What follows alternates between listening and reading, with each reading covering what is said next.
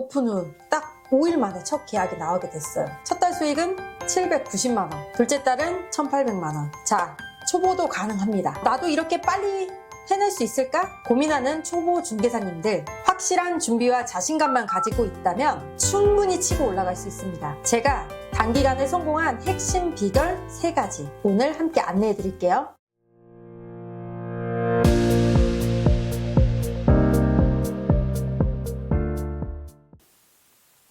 안녕하세요. 입소문TV 윤미입니다. 1, 2, 3편 보고 실전 준비하시는 분들 많으시죠? 저도 그 마음 너무 잘 알아요. 그래서 오늘은 제가 아껴뒀던 가장 솔직하고 현실적인 비밀 풀어드리려고 해요. 오늘은 끝까지 보셔야 돼요. 사실 제가 개업하고 한 달 동안은 계약이 없을 거라고 생각을 했었어요. 걱정도 됐고 보통 계약까지는 한두 달 이상은 걸린다고 하니까 기대도 안 하고 있었거든요. 신랑한테도 나 계약 못하더라도 먹여 살려야 된다고 그렇게 우스갯소리로 이야기했던 게 기억이 납니다. 그런데 놀랍게도 오픈 후 딱 5일 만에 첫 계약이 나오게 됐어요. 첫 달 수익은 790만원, 둘째 달은 1800만원. 자, 초보도 가능합니다. 나도 이렇게 빨리 해낼 수 있을까? 고민하는 초보 중개사님들, 확실한 준비와 자신감만 가지고 있다면 충분히 치고 올라갈 수 있습니다. 제가 단기간에 성공한 핵심 비결 3가지 오늘 함께 안내해 드릴게요. 꼭 끝까지 보세요. 첫 번째는 이거 안 팔려 라는 생각 금지, 절대 금지입니다. 내가 물건의 성패를 미리 판단하지 말아라 라고 말씀드리고 싶어요. 저의 첫 계약은 누가 봐도 이런 물건 과연 누가 살까? 팔리기라도 할까? 약간 이렇게 의심했던 물건이에요. 전세 안고 매매 투자 물건이었거든요. 물건을 접수받았을 땐 그때 당시 워낙 물건이 없었으니까 물건을 접수받고 그냥 다 광고 올렸습니다. 그런데 12월 31일 날, 제가 12월 26일 날 오픈했거든요.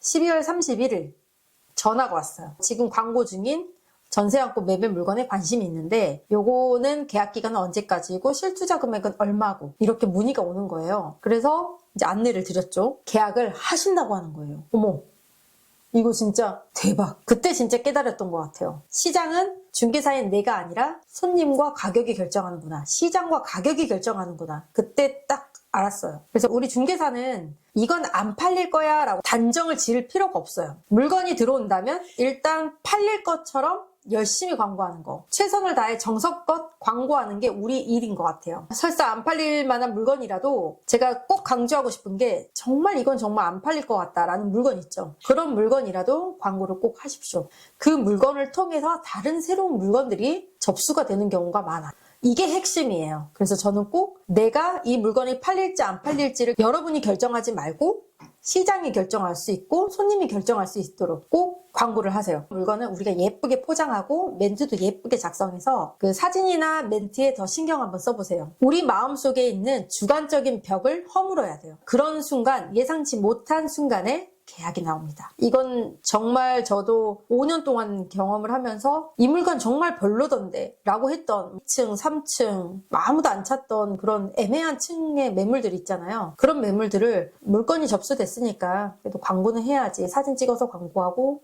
했거든요. 팔리더라고요. 그걸 원하시는 분들이 계세요. 왜 우리가 아파트도 1층부터 20층, 15층 이렇게 있겠어요. 각 층마다 다 주인이 있습니다. 내가 선호하는 층이 있고 내가 원하는 가격대의 물건이 있는 거고 우리가 판단해서는 안 돼요. 그 다음 두 번째입니다. 내 편이 되어줄 경쟁 중개사의 마음을 얻는 법이에요. 처음에 초보였을 때는 진짜 잘 나가는 중개사님들 보면 다 롤 모델이었어요. 그래서 중개사님 제 롤 모델이에요. 정말 너무 멋지다고 계약도 잘 하시고 매출도 높고 정말 다 너무 좋아 보이는 거예요. 그래서 저도 저렇게 되고 싶다라는 생각을 정말 많이 했는데 사실 초보 때는 좋은 매물을 잡기가 힘들고 매물도 잘 그렇게 매물이 많이 접수가 되지 않습니다. 그래서 저는 나를 믿고 함께 해줄 부동산 파트너를 만드는 데 집중을 했어요. 친해지려고 노력도 많이 했고 그래서 저는 경쟁 중개사를 제2의 고객으로 만든다는 생각으로 이렇게 손님들을 대하듯 중개사님들도 대했죠.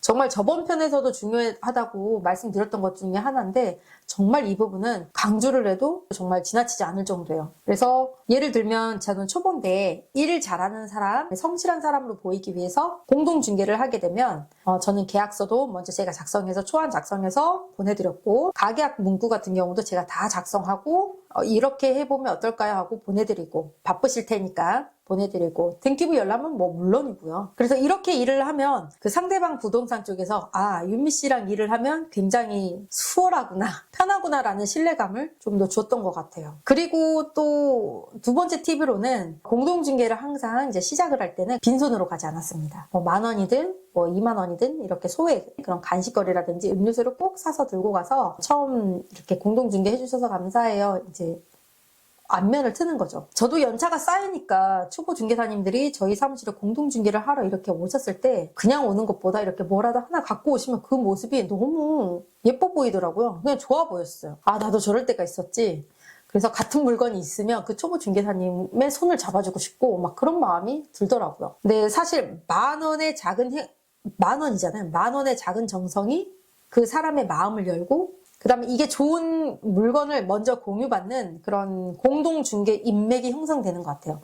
경쟁 상대를 떠나서 같이 가는 협력자의 구도로 가게 되면 지금도 그래요. 친한 중개사님들이나 이제 부동산 같은 경우는 새로운 물건이 접수가 되면 저한테 카톡이 옵니다. 이번에 이런 물건이 나왔는데 손님 있으면 붙여주세요. 이렇게 연락이 먼저 와요. 그분들도 광고를 띄우기 전에 먼저 저한테 연락을 주시거든요. 너무 감사하죠. 그러면 저 같은 경우도 제기 손님이 있는 경우에는 그 손님께 바로 브리핑이 나갑니다. 그래서 빠르게 광고도 나가기 전에 클로징이 되는 경우도 있었고, 그러다 보니 그 상대방 쪽 부동산에서는 경쟁 상대로 대하는 게 아니라 조력자의 느낌으로, 협력자의 느낌으로 같이 이렇게 윈윈이 되더라고요. 그래서 저는 공동중개 하시는 이제 중개사님들과 파트너가 되라. 이게 두 번째 핵심 포인트가 되고요. 세 번째, 손님을 놓치지 않는 프로페셔널 상담 스킬 꼭 갖추셔야 돼요. 다들 그런 경험이 있으실 거예요. 아니면 나중에 오픈을 하시면 꼭 이런 경험을 겪으실 건데, 초보 때 물건이 접수될 때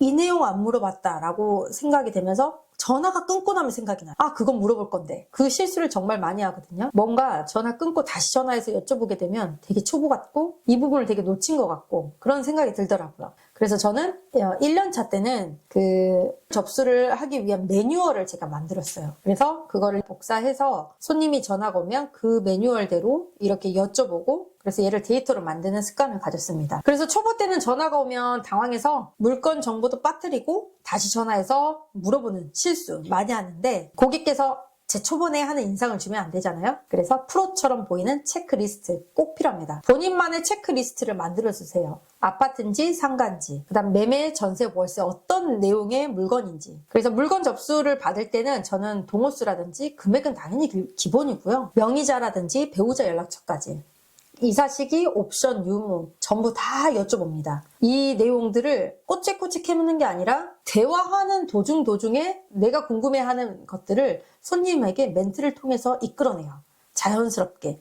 그러면 그 물건을 이렇게 메모를 해두었다가 광고 올릴 때 사용을 하고 손님을 매칭하는 데 사용을 합니다. 그래서 단지별로 공부를 꼭 해두셔야 손님께서 아파트 동호수만 딱 이야기하셨을 때도 아, 이거는 어떤 방향의 어떤 타입이고 이 정도는 매매가가 얼마가 되니까 요즘 시세에 따라서 이 정도로 광고를 해보는 게 어떨까요? 역으로 제안을 하게 됩니다. 사실 손님들도 다 모니터링을 하고 계세요. 그 모니터링한 금액을 베이스로 해서 말을 해주는 부동산이 객관적인 사실을 전달해주고 요러한 장점을 바탕으로 나의 집을 얼마까지 좀 해줄 수 있는지 이런 부분을 좀 짚어주는 부동산이면 훨씬 믿고 맡길만 한데, 아, 얼마에 내놓고 싶으세요? 네, 그럼 그렇게 할게요 라고 하는 것보다는 정확하게 딱 짚어서 말해주는 부동산을 훨씬 더 신뢰를 느끼죠. 사실 내가 살고 있는 지역, 내가 거래를 하려고 하는 지역의 단지를 공부한다는 것 자체가 처음에는 생소할 수 있는데 여러분 다 하실 수 있습니다. 어려운 공인중개사 자격증 시험도 다 합격하셨잖아요. 어려운 법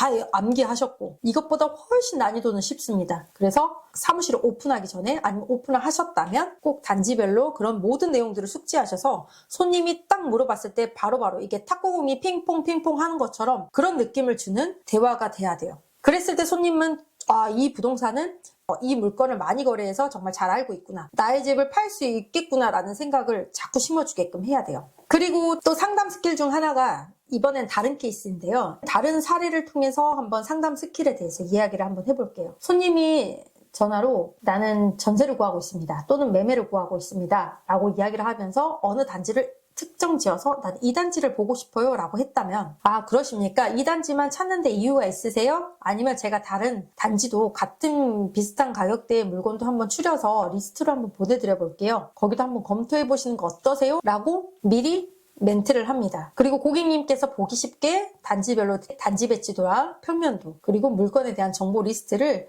보기 쉽게 정리해서 보내드릴게요 라고 멘트를 항상 하거든요. 그랬을 때 장점은 손님이 이제 막 집을 구하려고 하는 상황에서 나 이 부동산 전화해봐야지 라고 했던 손님이라면 초장에 꽉 잡으시면 돼요.